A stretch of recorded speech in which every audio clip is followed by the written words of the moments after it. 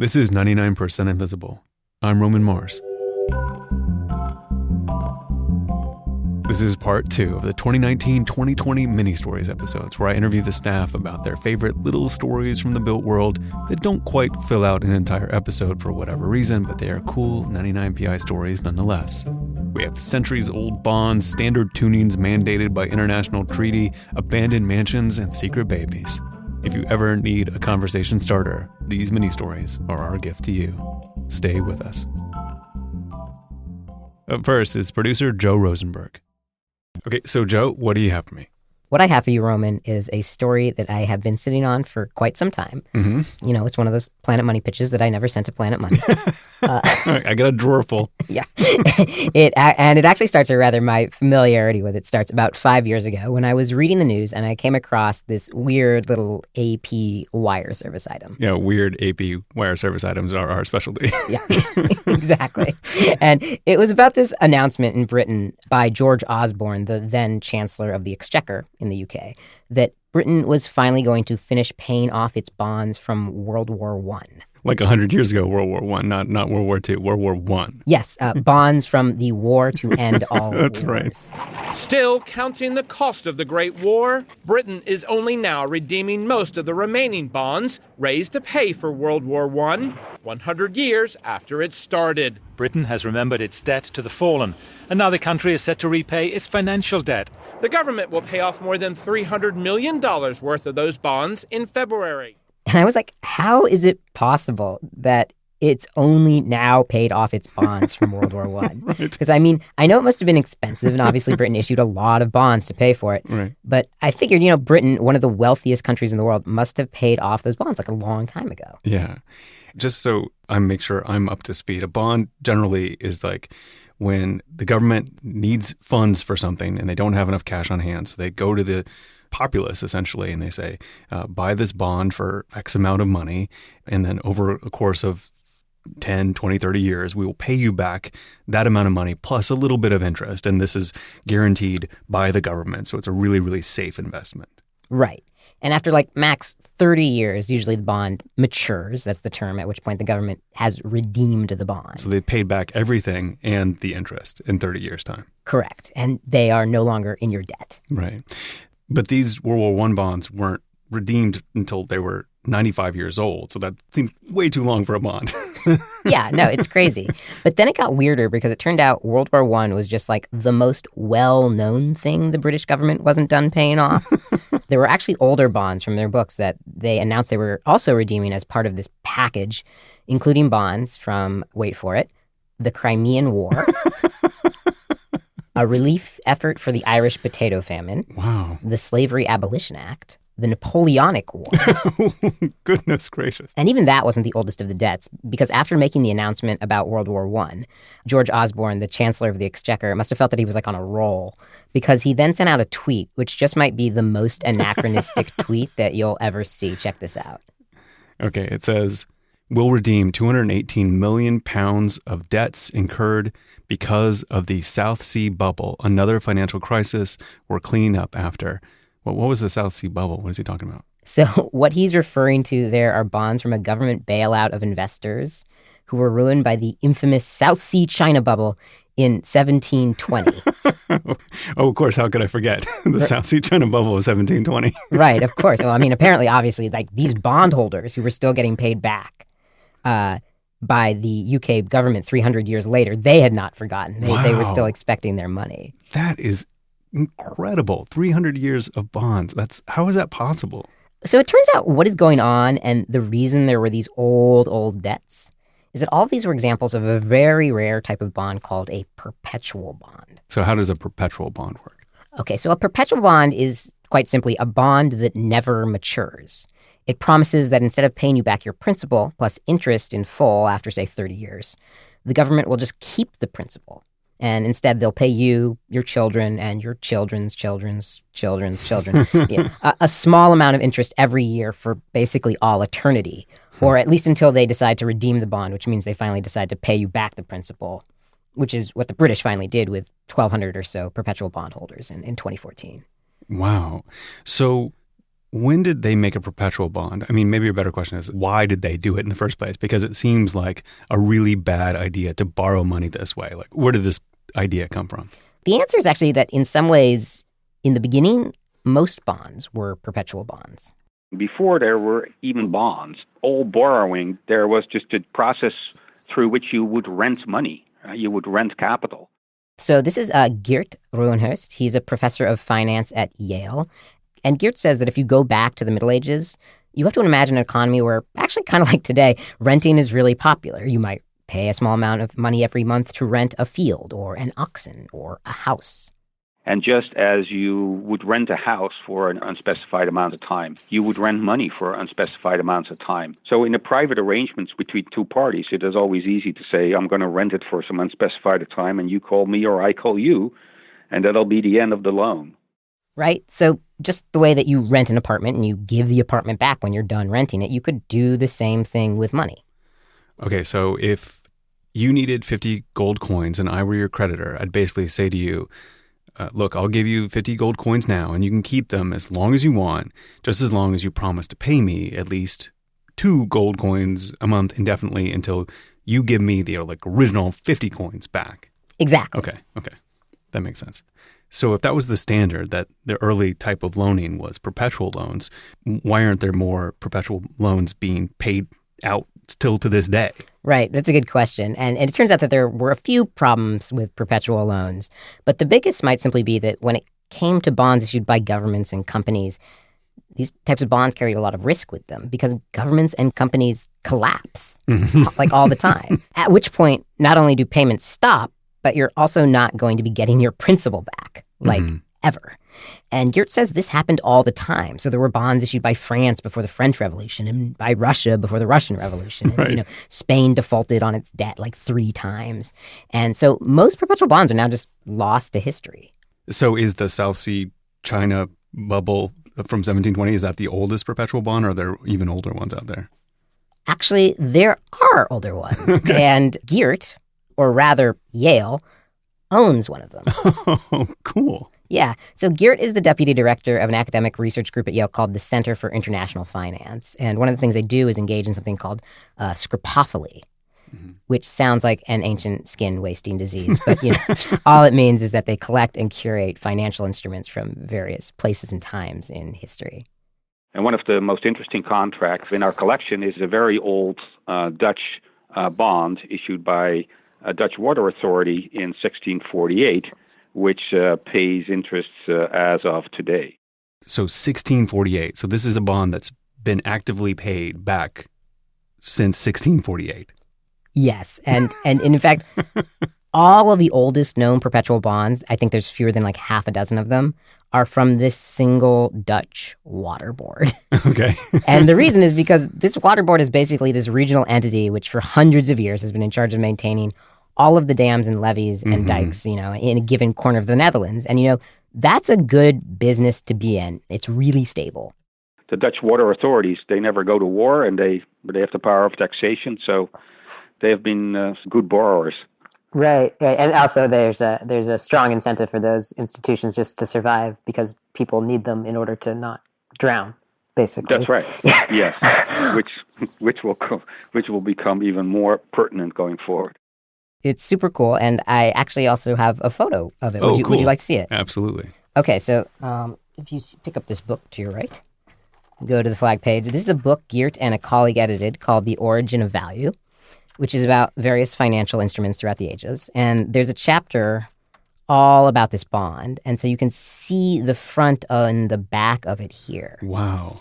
Well, it's just a bunch of script. It doesn't look designed the way I think of a bond looking, with all the filigree and cool stuff about a bond. It's really basic. Yeah. Although what you will see at the center of the front page of the bond, Right. there is the small print. It's laying out the terms. Okay. And in Dutch that even Geert says he has struggle reading, this old Dutch. But basically it says, and I'm going to botch all of these names, Okay. Johan van Hugenhoek, that's the representative of the water board, acknowledges to have received from Mr. Nicholas de Major 1,000 careless guilders of 20 stuivers apiece. And does it say what those 100 careless guilders were for? Yes, actually it does. It was for a new cribbage in the town of Hunswick. And a cribbage apparently was a kind of pier that was placed in the bend of a river. And the pylons of the pier would help prevent the bend in the river from shifting and meandering. Oh, okay. So it just kind of keeps the river in place. Yeah, and don't get me started on meandering. That's my whole other obsession, as you know. What are stivers? I have absolutely no idea. Okay. But the bond also acknowledges that they owe an amount of 5% a year to Mr. de Major, his heirs, or other rightful persons, which means this bond is transferable either as a gift or by sale to anyone else. Right. The other thing I noticed about this is that there's all these notes and annotations all around the corners. It looks like it's been annotated, essentially. Is this the sale and transfer? Is that what that's all about? Those notations are a record of every single time someone has collected on the bond. Right. And how much was paid out and when it was paid out. Oh, okay, cool. So it really is a living document, which has been written on continuously throughout its 400-year history. It's like a blockchain. Yeah, no, that's exactly what it's like. Even to the point where actually they know how much to pay out because they see all the previous notations, so they know how much back interest they owe you. Wow. Right? And you can actually see, they actually ran out of room. So if you go to the next page of the book, starting in the 1940s, they added this thing, which is called an allonge or sometimes a talon, which is basically like an extra bit of paper with the seal of the water board that continues this tradition of notating every payout. So I can see all the notations. It goes across. It looks like it goes all the way to 2003 on here. It's really diligent. Oh, no, yeah. And one of the things I love is that you can see the handwriting of the receiving clerk at the water board getting more and more modern and kind of less and less elegant. That's right. As the world got more modern. So do we know these people who collected this bond? Like, is that written down here on who bared this bond? No, we actually don't. But Geert says that's kind of the point. This is a bearer bond, meaning if you're the person holding it, you're the person they have to pay. It doesn't matter who you are. That's a unique aspect of a bearer bond. There doesn't need to be a record of who owns it. The bond itself is the ID. So you actually have to take this piece of paper and go to Holland to collect the money for it. Yes, precisely. That is the catch. Anyone can present this bond and collect their money, sort of no questions asked, right? Almost like it is money. But you have to physically present it to the registrar at the water board office. So that's what all these notations are really notating, that someone showed up.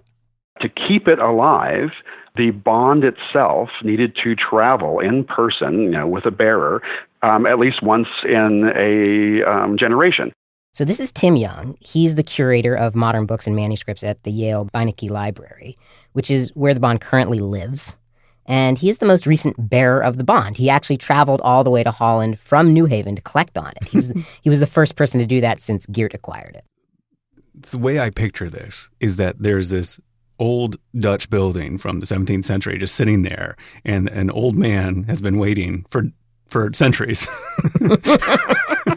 Sure, let's run with this. A person to bear the bond in a clerk's suit, and I don't even know what a scrivener exactly would be sitting there.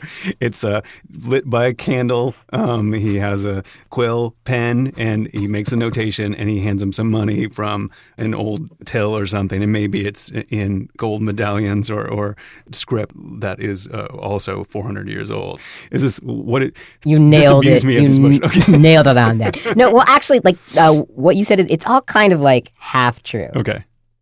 When I showed up at this waterboard bond, it was in a little town called Houghton. So my brother and I walked about, half a mile down the street and found this very lovely building and knocked on the door. And I said, "Hi, I have my waterboard bond." And they go, "Oh, yes, we're expecting you."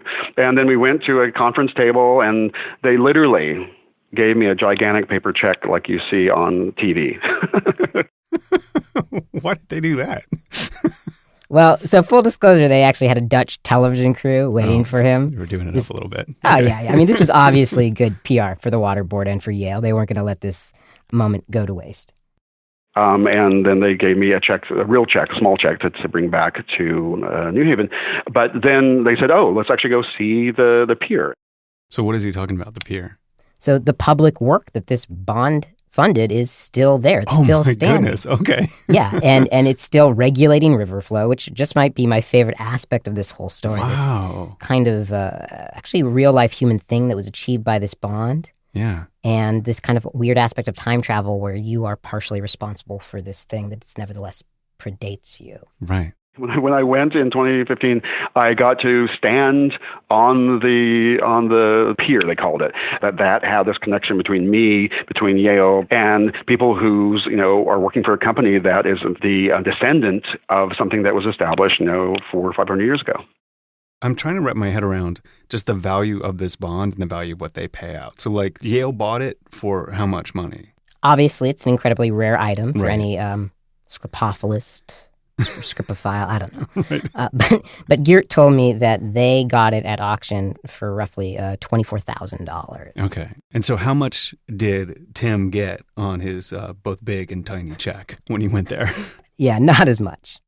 They did 12 disbursements for every year worth of interest that was being paid out, and that was €11.35. So with 12 years back interest, that came out to a whopping €136 and change.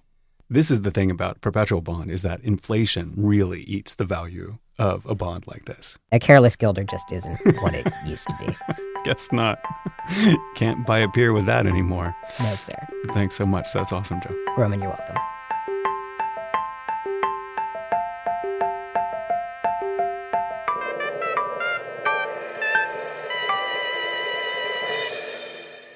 So I'm in the studio with Sean Real, our composer, and you always bring me a delightful music-related mini story every year. Thanks, Roman. And so what do you have for us this year? Okay, so do you know what concert pitch is? I have no idea what concert pitch is. Okay, so it's what an orchestra will tune to, and we basically have like a standard pitch right now of 440 hertz, which is like, if you think of a sine wave, 440 hertz means that the sine wave is like hills and valleys. It'll go up and down 440 times in a second. Okay. And so all the instruments are tuned to this pitch so that they all sound good together, essentially. The A note that one instrument plays is the same A note that another instrument plays. Exactly. And Okay. 440 hertz is concert A. Okay.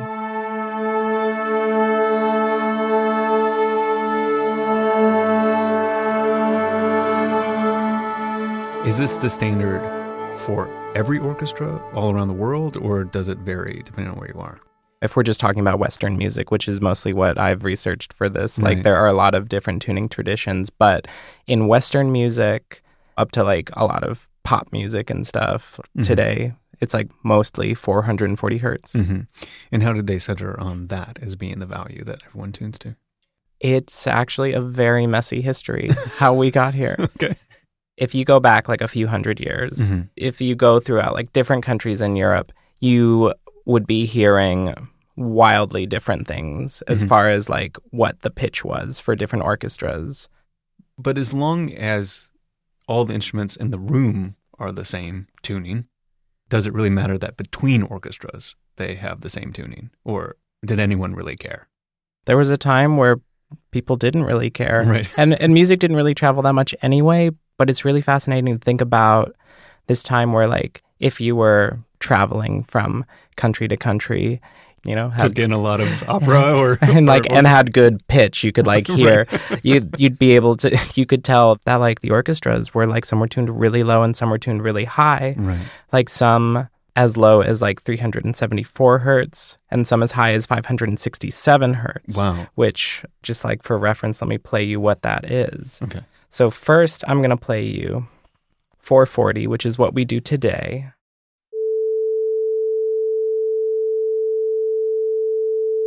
Okay. And now here's 374. Yeah, so that's really different. Yep. And I don't have very good pitch, and that's very different. Yeah, Okay. and those are both considered A. Wow, okay. And then the highest one, 567. Wow. And those are all supposed to be the exact same note. Those are like the reference point for an entire piece of music. And so where these numbers come from Okay. is from this survey conducted by the French government in the 1800s of different pipe organs, which were like centerpieces of a lot of orchestras, which were just centered around the church pipe organ. And in order to tune a pipe organ. Like, it's more like construction than it is like actual just like regular tuning. So it's always made more sense to just tune to the pipe organ. I see. Whatever the A that the pipe organ says it is, that is what the A is for that room. Because retuning a pipe organ, it's not like twisting a little knob on a violin. No, it's like getting in and sawing stuff and sanding. Okay. So all these, sort of unstandard tunings get perpetuated in different rooms and concert halls because of the pipe organ that is there.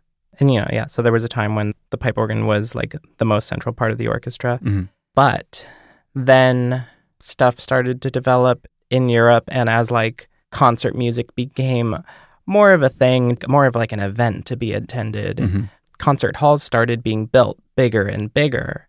Like you would have just like large halls. You could like put lots of people in it, but they couldn't really account for how sound travels. Mm-hmm. And so if you were sitting like in the back of a concert hall, you would mostly only hear the bass mm-hmm. because bass notes just like travel farther than higher frequency notes. Right, okay. And so to compensate for this, a lot of orchestra leaders would tune higher. And so they would get everybody to just like move everything up. Mm-hmm. And there were just like stories that I was reading of like people being frustrated because like their strings were always breaking and because they were too tight. And like singers were like having to go to the doctor from straining their voices. Right. And people were in uproar about this. So there's already the chaos of every pipe organ being different. And then they introduce concert halls. And then there's like this arms race for how to be higher so you can be heard better in the concert halls. And then it gets more chaotic. And so every different concert hall is now pitched wildly different. It drifts even more. Mm-hmm. Yeah. But mostly consistently getting higher. And especially with violin strings and sort of like those kinds of stringed instruments being able to be tuned higher. Like string makers were like making strings stronger in order to keep up with like the pitch rising gradually. It came down to singers being like, you have to stop. You have to stop. We have to stop Can't this. sing any higher than this. And it got to a point where the French government actually had to like decree that that concert orchestras would tune at 435 hertz. Okay. And so you said 440 was the standard now. Mm-hmm. So 435 is set. So obviously it's shifted. When did 435 become the standard? So 435 became the standard in France in 1859. Okay. But then a while later, in 1919, it was adopted by a bunch of other nations. And that's because of the first Treaty of Versailles. So like the Treaty of Versailles that was the surrender of Germany during mm-hmm. World War I. Yeah, the treaty that ended World War I. That actually has a clause in it that talks about the tuning of orchestras. Yeah, Section 2, Article 282. So they took this seriously. Wow. Okay. There's all this stuff about tariffs and like standardization things. Right, and that makes some sense. You're trying to create a unified Europe, so you'd want taxes to be fair and import and export, but you wouldn't necessarily expect French tuning to be the thing that is adopted in the Treaty of Versailles, but there it is. And yet they did. And America at that point was tuning to 440. So we actually violated the Treaty of Versailles. Well, we didn't sign it. We didn't sign it. That's right. That's right. But actually, one country that did violate the Treaty of Versailles, mm-hmm. in this particular instance mm-hmm. at least, was the United Kingdom. Mm-hmm. So the way that tuning is written in this like convention that's in the treaty mm-hmm. is that you have to tune to 435 hertz based on a tuning fork at a room temperature of 15 degrees Celsius. Okay. Like, I think it was the Royal Philharmonic in the UK were like, well, our concert halls are a bit warmer. We're at about 20 degrees Celsius, so it makes sense for us to tune a little higher because the temperature would actually bring us like down to 435. Okay. But actually they were ending up at like 439. Okay. With a bunch of like smaller instances and details that I didn't find super interesting. There was another convention, like meeting of the minds about concert pitch, and it was raised to 440. To 440 after that point. Mm-hmm. But that's amazing that it was considered so important culturally for the harmonious existence of Europe that everything be tuned to the same frequency. Yeah, it makes a lot of sense when you think about like instruments are built to like be optimal for a pitch of 440 hertz, like a 440A. Right. But I feel a little romantic about the idea of just going to the town over, like the music's going to sound a little different. Yeah, that's kind of nice. Like you haven't heard Handel's Messiah until you've heard it in Prague or something like that. Exactly. Yeah. Oh, that was another one of my favorite things was that Mozart actually like wrote everything at 421. I was wondering if in the movie about Mozart they had like actually done it at the right frequency or the contemporaneous frequency. They appeared to have not. So I've never really heard a Mozart song. That's true. Maybe none of us have. That's so cool. It would actually be kind of a fun exercise to have an orchestra digitally, remaster the classics in their original tuning. Like it'd be so interesting just to hear if there's a real difference. I don't know if I could. My pitch isn't so good, but maybe you would enjoy that exercise quite a bit. Yeah, I wonder if there are people that are already doing that. Yeah. So if anybody is doing that, please reach out to us and just tell us about your work, what you're doing. That's awesome. Okay, cool. All right. Well, thanks, Sean. Thank you, Roman.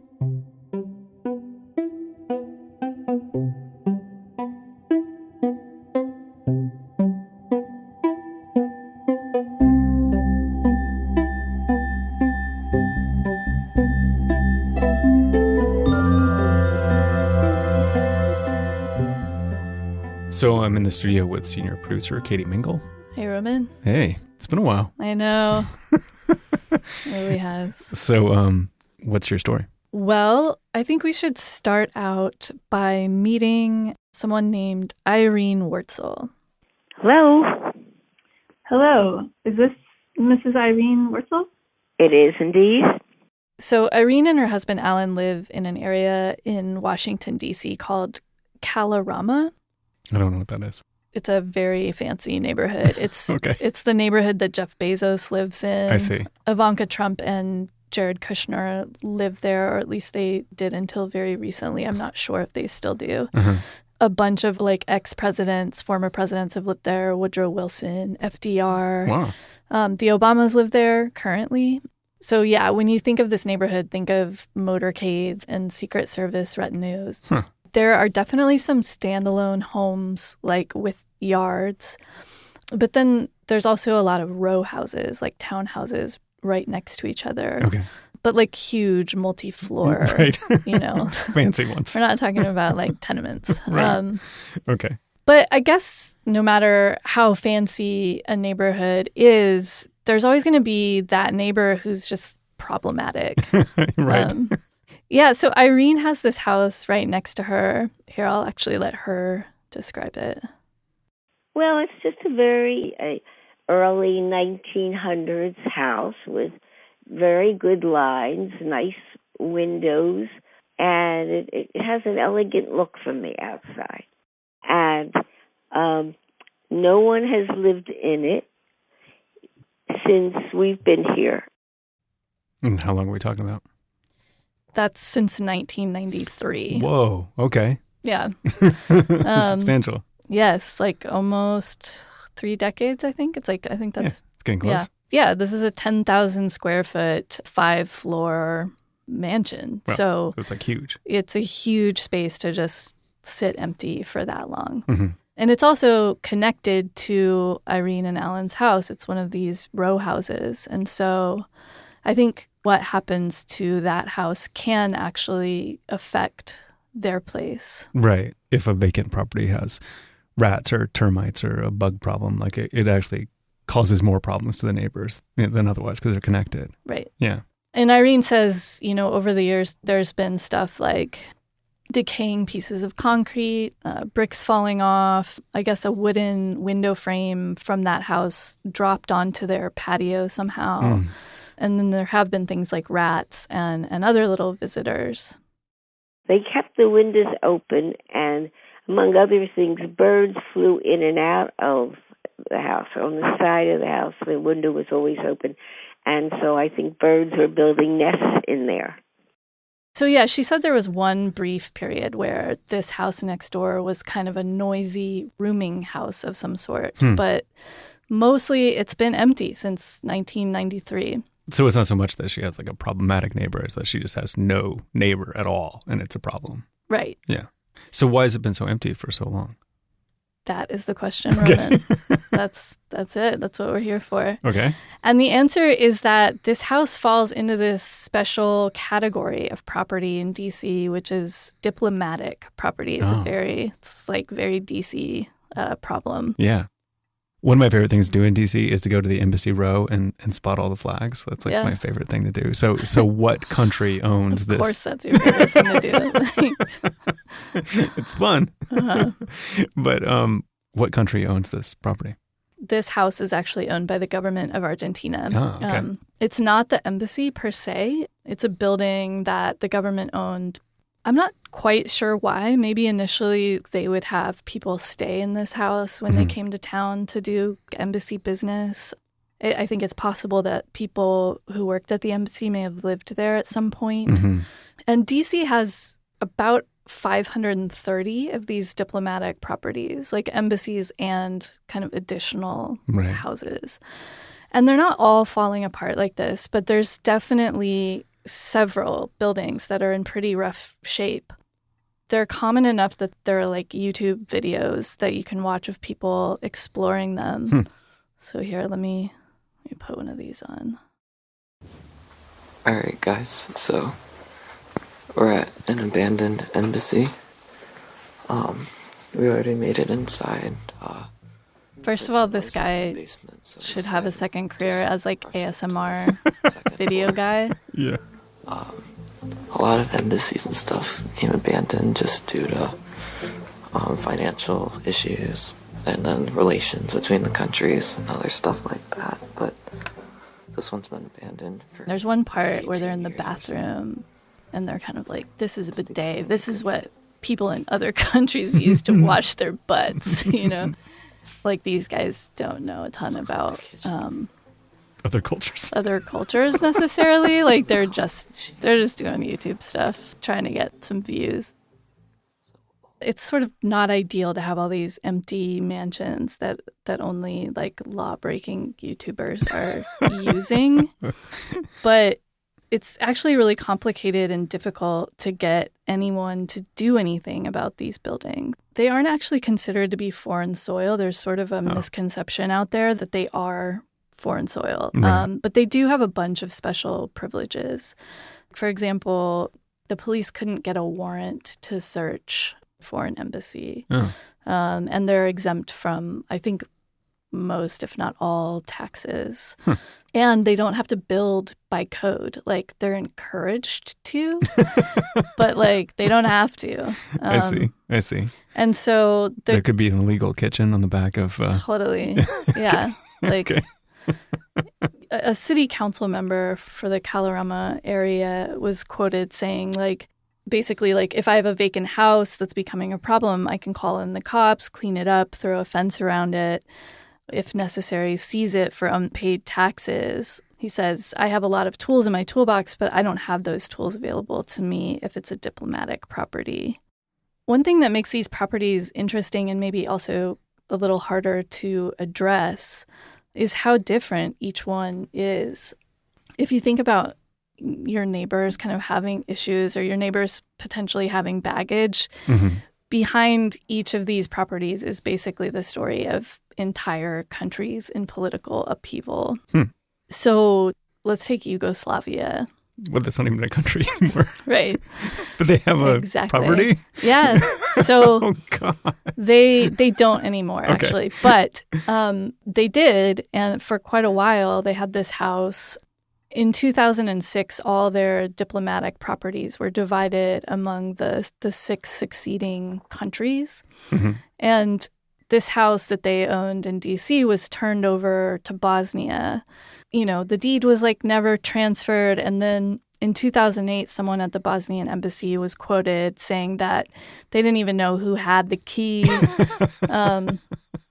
I guess they eventually found it because they did finally sell the house in 2015 for $650,000. Wow. But it had been vacant for like 3 decades, so it was in terrible shape. There was a tree growing through the garage. There was mold everywhere. And I think the owners basically gutted it and started over. Wow. So in response to a lot of different neighbors complaining about a lot of different properties, the State Department issued a response saying, like, basically our hands are tied because of this Vienna Convention. And the only recourse we really have is to remove diplomatic status from these properties, in which case they become subject to the same property taxes as everyone else. And sometimes that motivates them to sell. So why don't they do that? What's the problem with that? I think they do sometimes do that, Okay. but I think they're pretty hesitant to do it because they want to maintain good relations with these countries. Mhm. And, these properties, I think, are probably kind of low on their list of concerns overall. Right. And actually, in the case of the Argentinian place right next to Irene and Alan, they actually did remove diplomatic status from that property, and it didn't seem to make a big difference. Huh. Why not? I mean, just politics. Again, I believe Argentina's ambassador told the Wurzels that the country would actually gladly be free of the property and the tax burden of it, but because of a loan that the country had defaulted on in 2001, they couldn't just freely sell their assets. Okay. So I don't know if that's still the case for Argentina. I did not reach out to the country of Argentina for comment. But they still haven't sold it. And Irene told me that about 6 months ago, they saw a for sale sign go up in the yard and they got really excited. But it came down a few days later and she thinks maybe they just changed their minds. Well, that's too bad. Yeah. That's so cool. I'd never thought about that at all before when I was looking at flags in Embassy Row. So Yeah. another thing to consider. Yeah. And thanks to a writer at the Washington Post named Jenna Portnoy, who wrote the article where I first read about this. Also, thanks to Abby Madden, who works with us on the show and helped me with a lot of this research. Cool. All right. Thanks, everybody.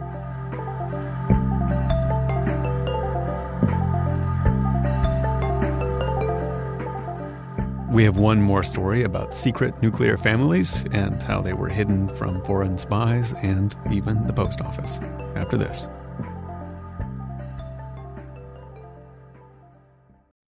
Okay, so I'm here with Delaney Hall, and so what is your mini story? So I'll start by telling you about these home movies that I recently came across on YouTube that have kind of been haunting me. They're from the 1940s, so they don't have any sound. I'll just have to describe them to you. Mm-hmm. Imagine early color film, so the colors are kind of muted and washed out.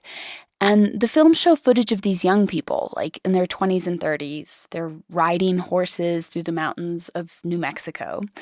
They're skiing. They're playing tennis.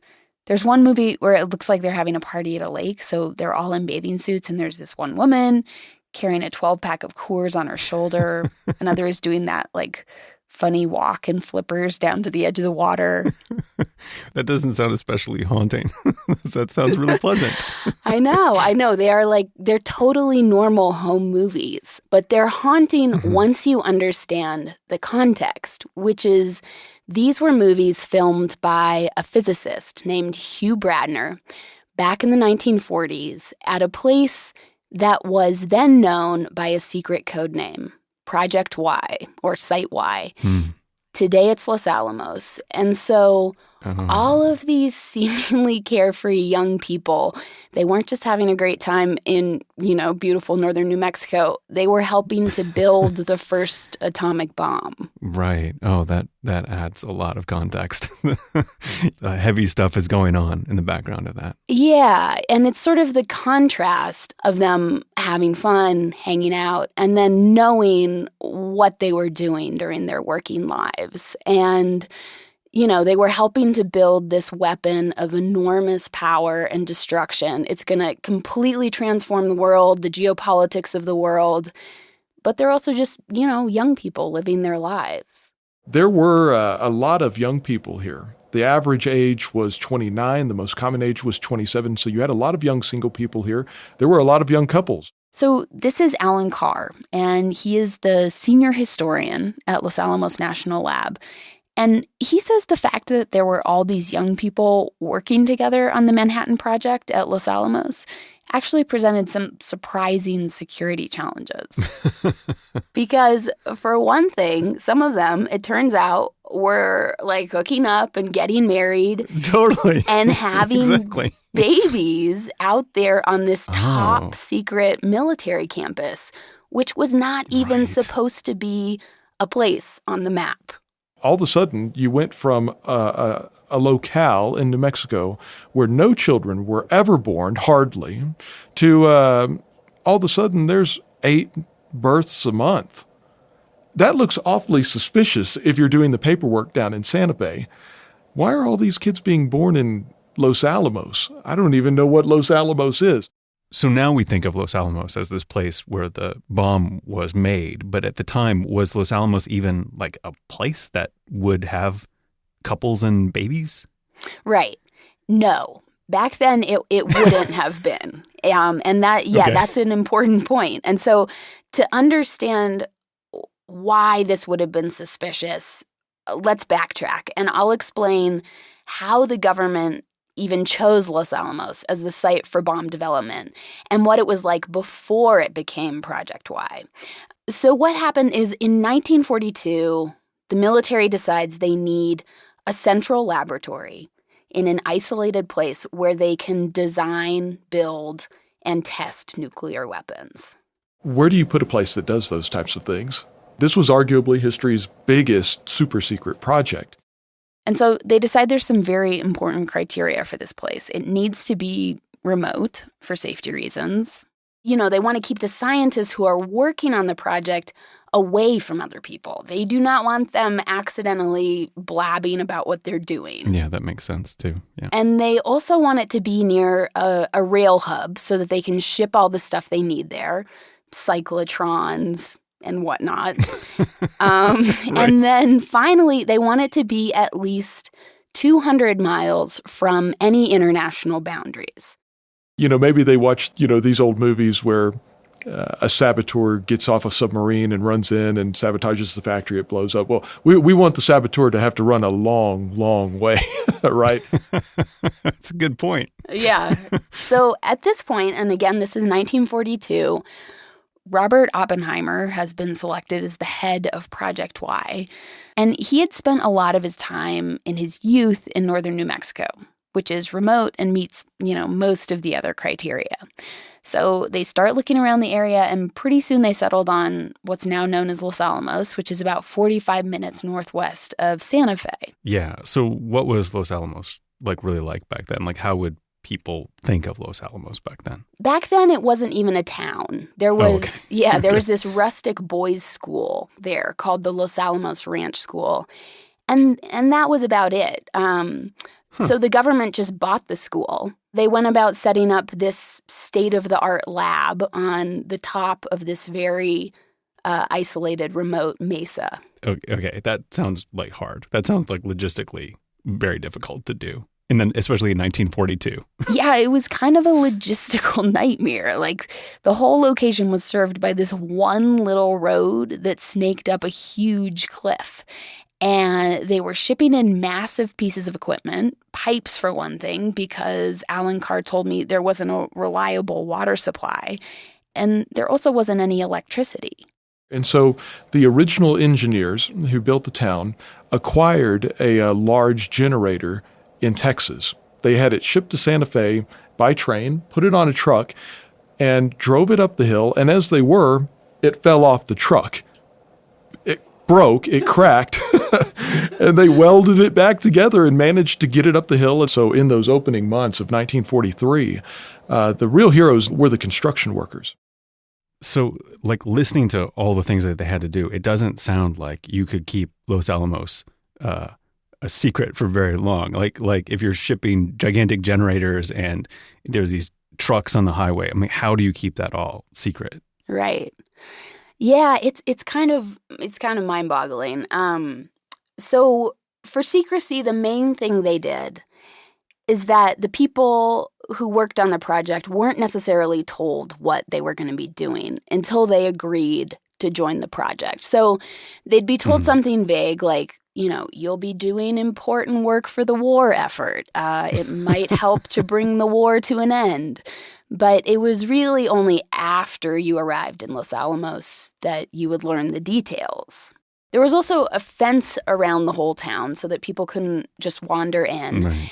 And then there was the mail. So all the mail was censored, obviously, so that no one would accidentally write a friend and, say what they were doing. Right. That totally makes sense. I mean, I'm surprised they even had mail. I mean, like, how could you have mail trucks like coming in and out of Los Alamos? I mean, that seems like, like a huge security risk in and of itself. Right. It would have been. And so, according to Allen, there were not mail trucks coming in and out of Los Alamos. Okay. All the mail was actually delivered to Santa Fe. Mm-hmm. And it was delivered to just 2 main P.O. boxes that served the entire Project Y. So there was P.O. Box 1663, which was for the civilians, because all the scientists working on the project were civilians. Mm-hmm. And then there was P.O. Box 1539 for the military. So that meant that all the mail coming to the area just went to one place that was far from the actual town. And then it would likely have been trucked up by the military. Huh. So if there are 2 P.O. boxes for the entire community, is that like people wrote to 1,000 people per P.O. box, basically? Yeah. Okay. So the number of civilians working at Los Alamos was in the thousands. It would have been in the low thousands, I would guess, people receiving mail at P.O. Box 1663, probably somewhere between 4,000 and 5,000. So a lot of mail. And, okay, the fascinating thing is that this whole P.O. Box thing actually connects back to the Los Alamos baby boom that we were talking about at the beginning. Okay. How was that? So as Allen was saying, there were all these young people working in Los Alamos back in the 1940s.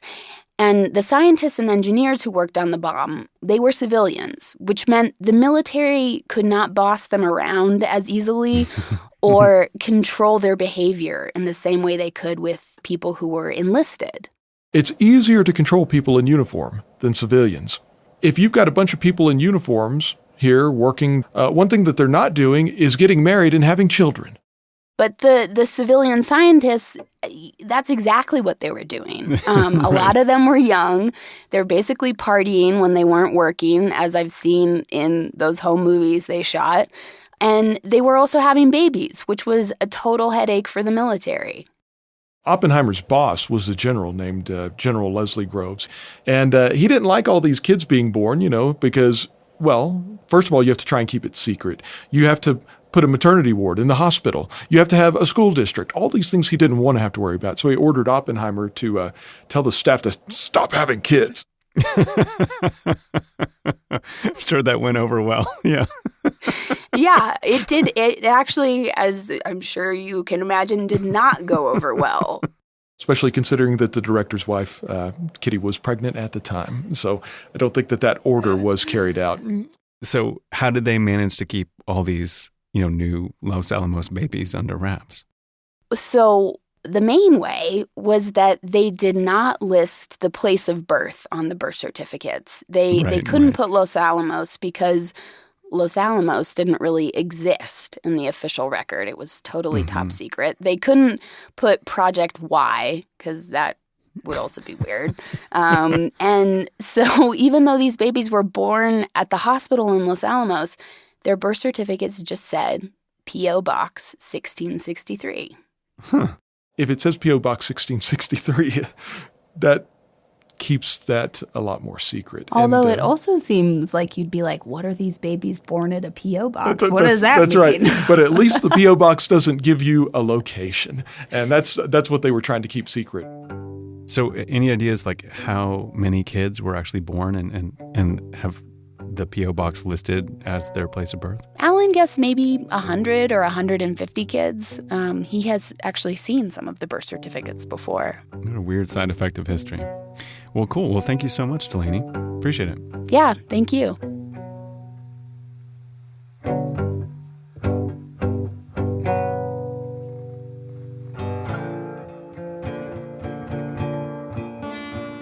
As of the beginning of 2020, 99% Invisible is Avery Trufelman, Katie Mingle, Kurt Kolstad, Delaney Hall, Sharif Youssef, Emmett Fitzgerald, Sean Real, Joe Rosenberg, Vivian Leigh, Sophia Klatzker, Chris Berube, and me, Roman Mars.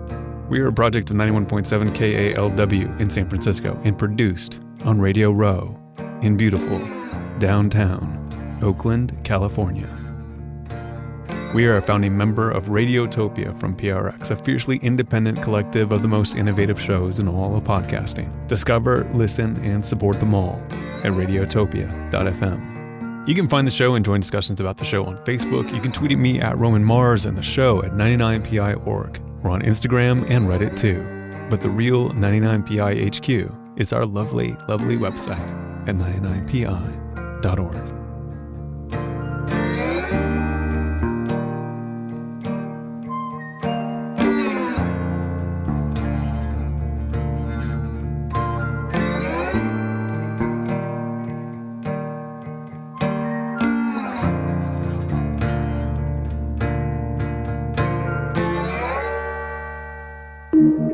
Radiotopia.